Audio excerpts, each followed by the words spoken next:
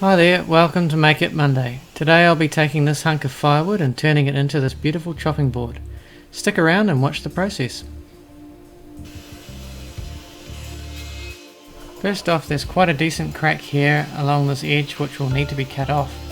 There's also rough chainsaw marks from the milling process and a bit of a twist to the board which I'll remove in the thicknesser.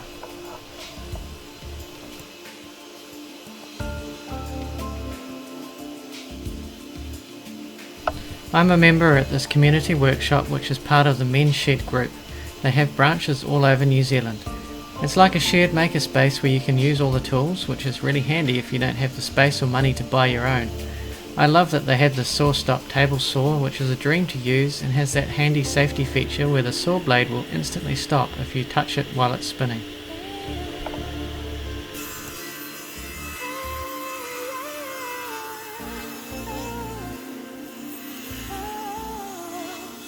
You can see here I'm using a wedge of wood under the high corner to stop the twist in the board from jamming it as it goes through the saw.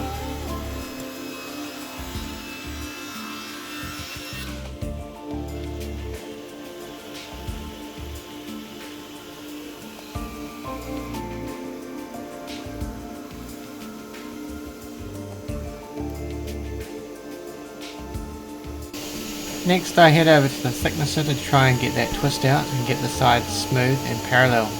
I tried using the wedge of wood again but it just wasn't working, so I kept running it through until it came right.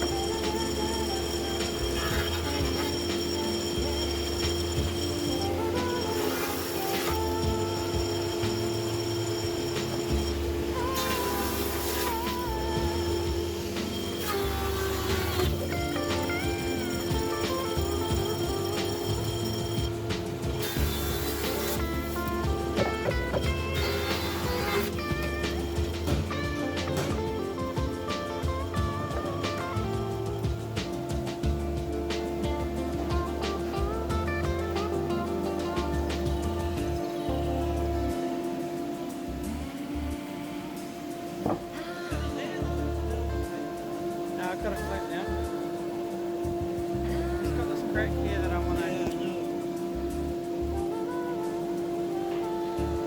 Problem is it goes all the way... It goes all the way through around to here.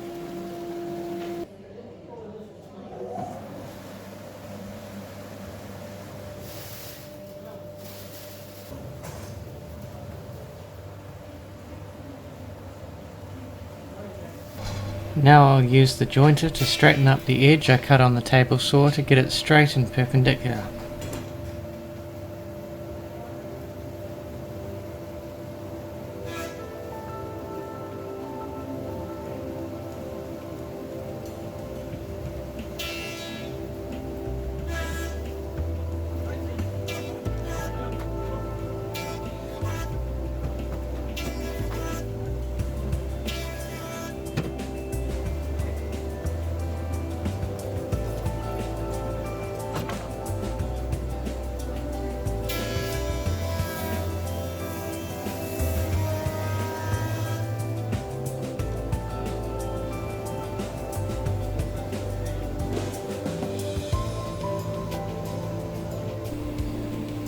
Back to the table saw again to take off the other edge. It's much easier now that it's perfectly flat with a straight edge.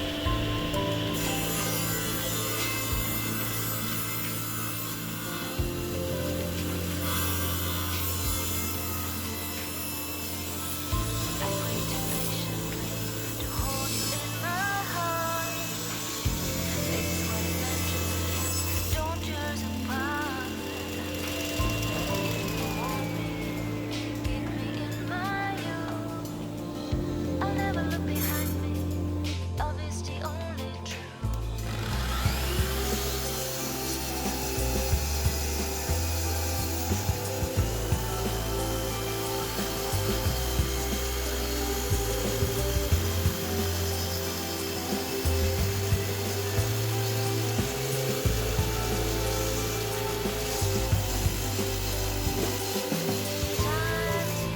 I'm using the drop saw now to cut the ends off. You'll see here after the second cut that crack that I pointed out to one of the other guys after using the thicknesser.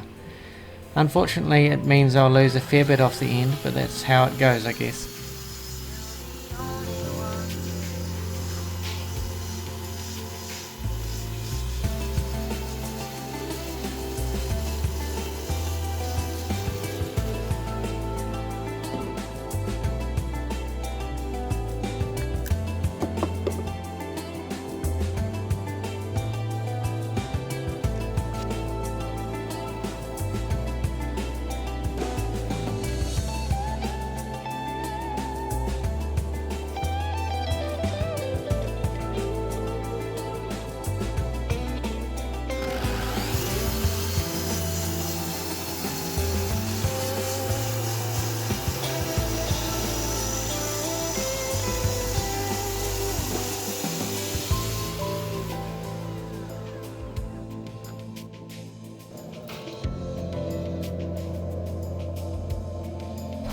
I'm over at the router table now. I want to cut some finger recesses in the ends so it's easier to grip. I measured this about 10 times to make sure I had my stop blocks in the right place and tried it out a few times on a scrap piece of wood. You want to make sure that you push the wood in the direction that pulls the wood into the fence so that it makes a straight cut, in this case right to left. I forgot this on the first pass, but fortunately it didn't cause any damage that I couldn't get out with subsequent passes. It's important to not cut too much at one time with a router, otherwise you could cause a bit of damage. Unfortunately the bit I was using was not very sharp, so it caused a bit of burn damage which I had to get out later with a Dremel.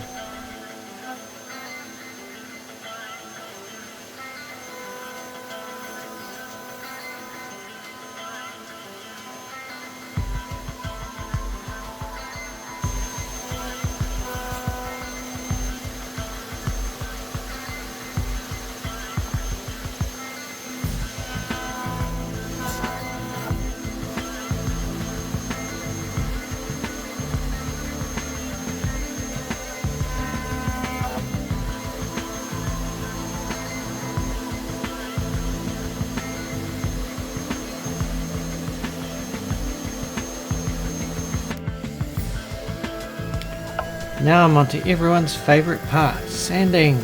Lots and lots of sanding. I used 250 grit paper for this, which is fine for a chopping board, which is going to get knife marks on it anyway.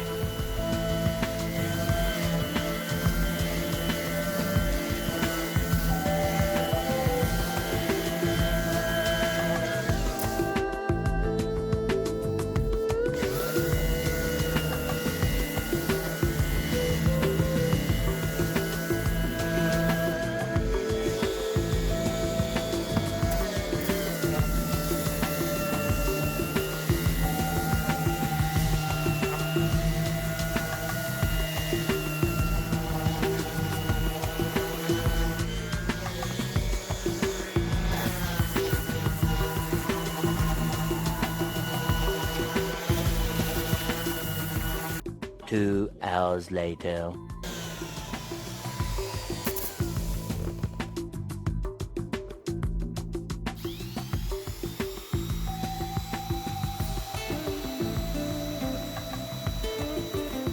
Time for the palm router now, with a bevel bit to break the edges in a nice uniform fashion.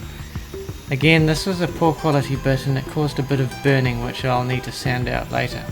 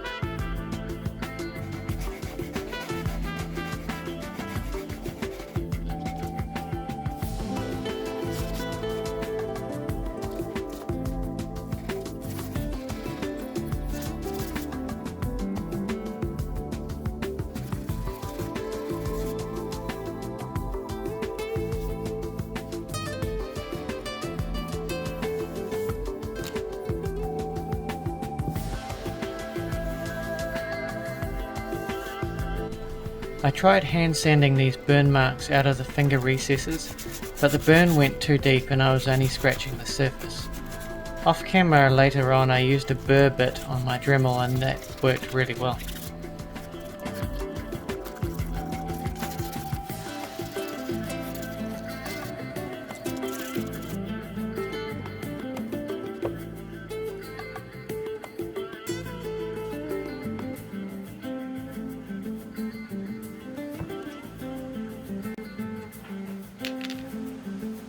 Back home in my garage and it's time to oil the board.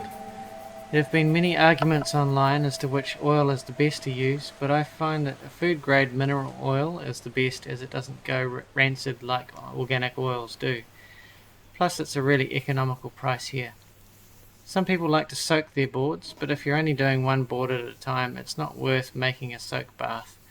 Just slosh on some oil and wipe it in with a clean cotton rag. And don't you just love how that wood grain pops once the oil hits it?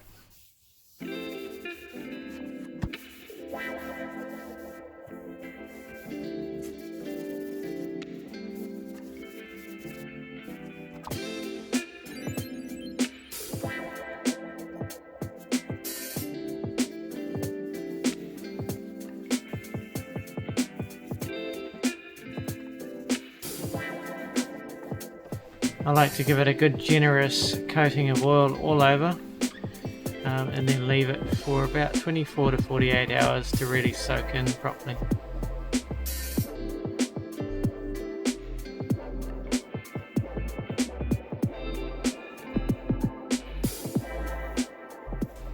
Now that the oil is soaked into the board, I'm going to apply some of my homemade paste wax, which is based off of Jonathan Katz-Moses' board goo recipe, which is mostly mineral oil, the same as I used before, beeswax, and I like to put a little bit of citrus oil in there as well, and a little bit of carnauba wax.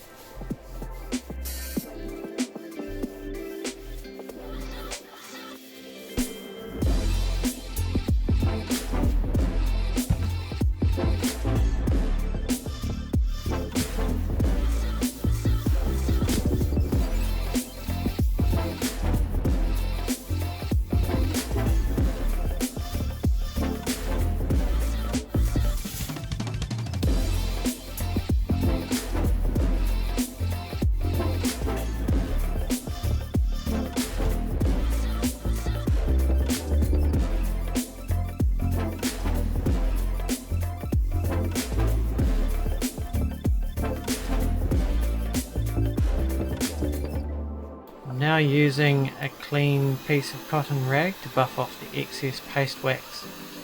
I'm also going to use my heat gun on the lower setting just to warm the board up a little bit, and that enables the waxes to set into the wood fibres better.